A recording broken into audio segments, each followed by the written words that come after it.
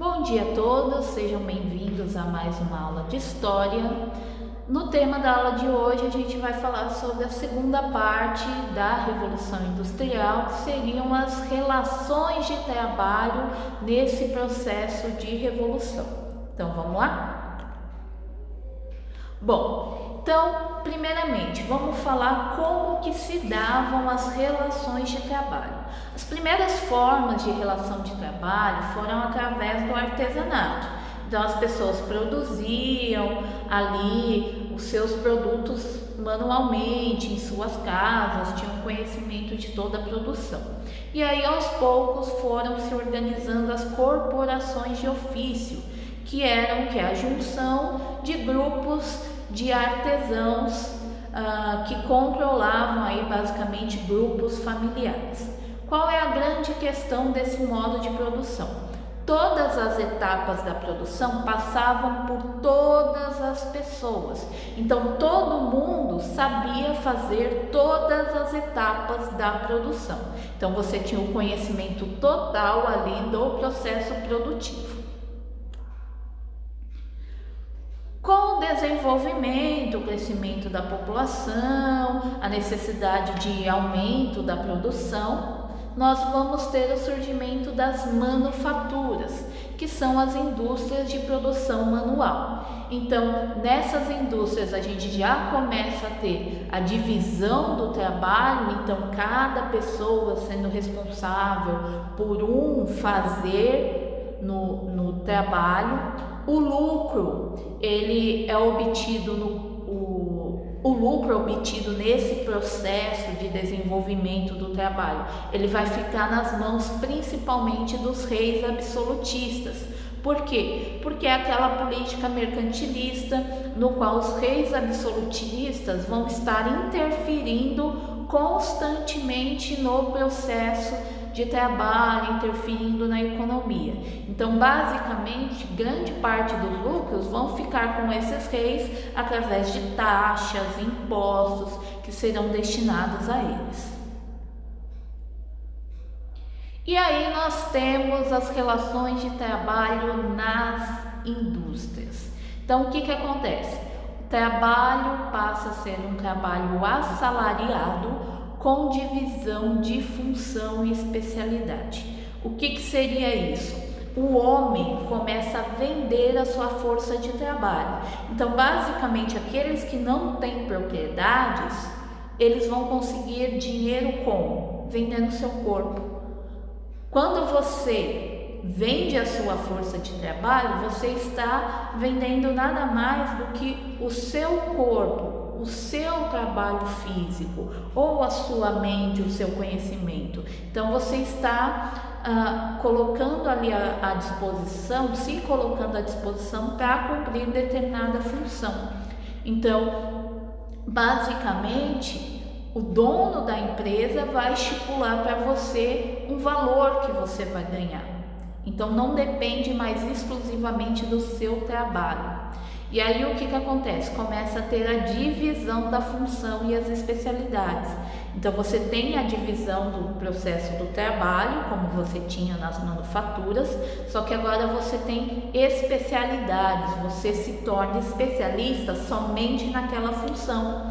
Então o que acontece? Você está produzindo um sapato, só que você só sabe produzir a sola. Você é um especialista em sola de sapato. Então, o que você vai fazer é só a sola. Muitas vezes o trabalhador não sabe nem qual é o produto final que ele está desenvolvendo, porque ele é tão especialista que ele só sabe fazer aquela partezinha do trabalho. E nesse sistema, o controle econômico, o dinheiro, ele está nas mãos dos capitalistas, porque são os donos das indústrias que vão determinar o seu salário, o tempo que você vai trabalhar. Então, basicamente, todo o poder econômico fica nas mãos dos capitalistas e grande parte dos lucros também. Basicamente, você recebe por 1/3 daquilo que você produz. Bom, e aí nós temos as condições de trabalho nas primeiras indústrias. Então, basicamente, com essas especializações, o trabalho se torna algo monótono. Por quê? Porque você está sempre executando a mesma coisa. Então, seu trabalho é levar a pecinha daqui para lá. Então, você vai passar todas as horas de trabalho fazendo esse movimento, passando a pecinha daqui para lá, daqui para lá, daqui para lá. Então, isso vai criar uma grande monotonia no trabalho e vai acabar desenvolvendo patologias. Então, pessoas, trabalhadores vão começar a entrar em depressão, porque basicamente era aquilo que eles faziam ao longo da sua vida, somente aquilo, eles não tinham tempo e espaço para si mesmos. Eles vão criar tiques. Então imagine você ficar 12, 16 horas fazendo esse movimento. Quando terminar o trabalho que você estiver indo para casa, você vai estar assim, ó. Então vai se criar uma certa monotonia nesse trabalho e isso vai gerar algumas doenças que vão começar a ser percebidas somente no mundo industrial. Bom, as jornadas de trabalho nas primeiras fábricas eram exaustivas. Os trabalhadores chegavam a trabalhar mais de 16 horas por dia. Sem direito a descanso. Então você trabalhava de segunda a segunda, então você não tinha possibilidade de descanso, você vivia para trabalhar. A sua casa era o lugar que você dormia e você chegava a dormir o que? 4 horas, 5 horas por dia no máximo. Então era comum o desenvolvimento de doenças, já que o ser humano vivia somente naquele mundo com relação ao trabalho.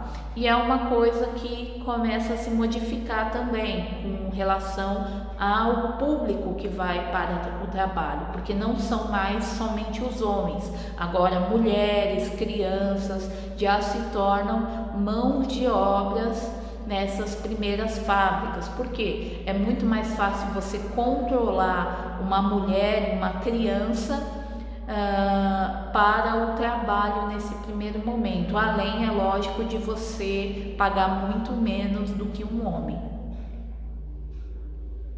Bom, essas primeiras fábricas elas não tinham segurança e não havia nenhum direito trabalhista. Então, o que acontecia? Você trabalhava nessas fábricas, muitas foram construídas em galpões abandonados, corria o risco do teto cair na cabeça, tinha ratos, tinha baratas. Então, você convivia ali com muitas possibilidades de doenças, sem segurança nenhuma. As primeiras máquinas, inclusive, eram extremamente perigosas. Se você errasse o tempo de puxar o fio do tecido, você corria o risco de perder parte da sua mão. E não havia nenhum direito trabalhista. Então, você se acidentou no ambiente de trabalho, se vira, vai para o médico, a responsabilidade é sua, você paga e ainda é descontado pelo tempo que você não trabalhou. Mulheres no trabalho, se engravidassem, elas trabalhariam até o 9º mês de gestação, não tinha licença maternidade. Isso quando não corriam o risco de serem demitidas e não havia nada de seguro-desemprego, nenhuma garantia. Então você poderia ser demitida e acabar nem recebendo os dias que você trabalhou, porque não havia de fato nenhuma organização, nenhuma segurança de trabalho. Bom, e aí com essas péssimas condições de trabalho, lógico, chega um momento em que os trabalhadores vão dizer: chega, não dá para continuar dessa forma. E aí a gente vai ter as primeiras organizações de trabalhadores. Então a gente vai ter o início da formação dos primeiros sindicatos e os primeiros movimentos trabalhistas, no qual vai se destacar aí o ludismo. O ludismo vai ser um dos primeiros movimentos de trabalhadores, vai ocorrer na Inglaterra e ele vai ser liderado por Ned Ludd, por isso que é chamado de ludismo. E basicamente é um protesto radical e violento no qual os trabalhadores vão culpar as máquinas pela sua exploração. Então eles começam a perceber que as máquinas estão gerando desemprego porque estão substituindo o homem, as máquinas te obrigam a acelerar o processo de trabalho. Então basicamente eles vão achar que a culpa da exploração está nas máquinas. Então o movimento vai começar a fazer uma série de protestos por melhorias nas condições e eles vão quebrar as máquinas. Então vão ser protestos violentos, no qual eles vão invadir fábricas, indústrias e vão quebrar as máquinas em maneira de protesto. E aí, com o passar do tempo, a gente vai ter um movimento do cartismo, que é quando o trabalhador percebe que a exploração não vem das máquinas, e sim do dono das indústrias, e que se ele não tiver uma influência política, não adiantaria nada os protestos. Então, basicamente, a gente tem no cartismo a reivindicação de direitos trabalhistas e políticos, porque naquele período os únicos que tinham acesso à política eram aquelas pessoas que tinham dinheiro. Então o trabalhador em si não tinha decisões no âmbito político. Então esses trabalhadores vão se organizar e vão formar a chamada Carta do Povo.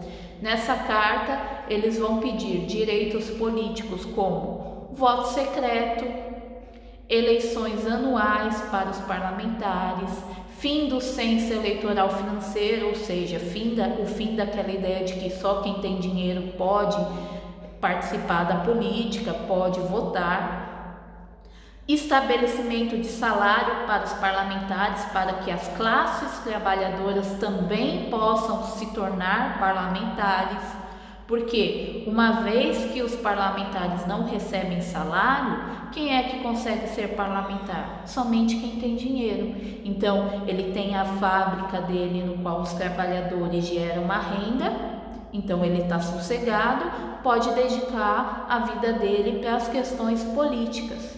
Então basicamente quem tem dinheiro tinha acesso ao governo, quem não tinha, quem é que vai se dedicar a ser um parlamentar se ele tem que trabalhar para ganhar dinheiro para se alimentar? Então eles começam a estabelecer salários que sejam salários mínimos para os parlamentares, para que os trabalhadores pudessem ter acesso também à política.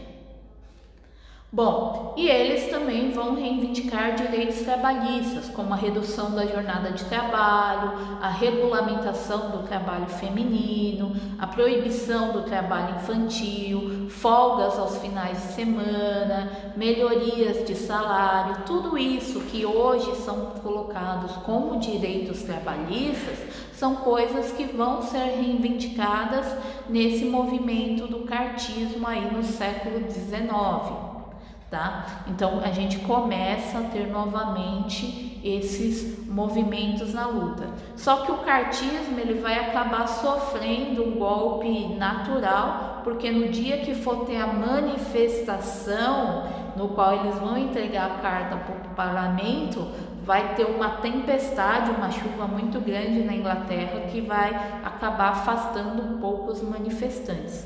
Só que eles vão entregar a carta e aos poucos, com as lutas posteriores, eles vão conquistando esses direitos, tanto políticos quanto trabalhistas.